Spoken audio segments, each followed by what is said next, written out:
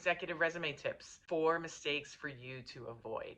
So, first mistake that I see is that people lead with seniority and not with achievement. And an example of this is if you start your resume with, seasoned executive or over 25 years of experience. We all know people with 25 years of experience who are amazing.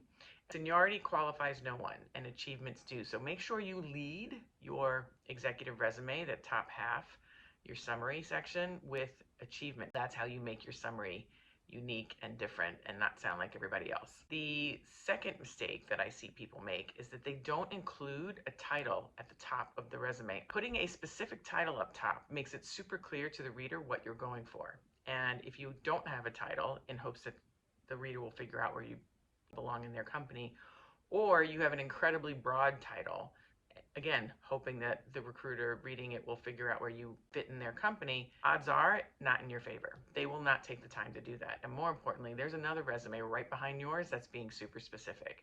So be specific. Specificity always wins.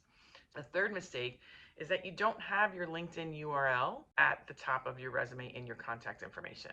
Put the actual URL, not hyperlinks, because hyperlinks may not show up. And this is particularly important if your name is common and it's hard to find you.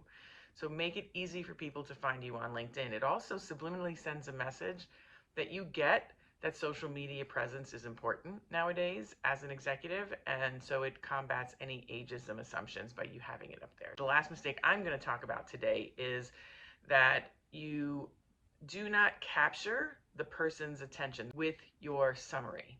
Now, I already addressed that if you have a title up top, that can help capture the summary, capture the reader's attention in your summary. If you have achievements listed up top, that will capture the interest and motivate the reader to keep reading. But in general, you want to have that top third of the resume, top half of the resume, which is really prime resume real estate. You want to have it capture the attention of the reader and motivate them to keep scrolling. In marketing terms, on a website, they might call this, or they will call this, above the fold. Well, this is the same concept in a resume. You need to capture the attention of the reader, of the recruiter or the hiring manager who is making the decision to keep reading and then ultimately bring you in for an interview. You need to capture their attention and motivate them to keep scrolling.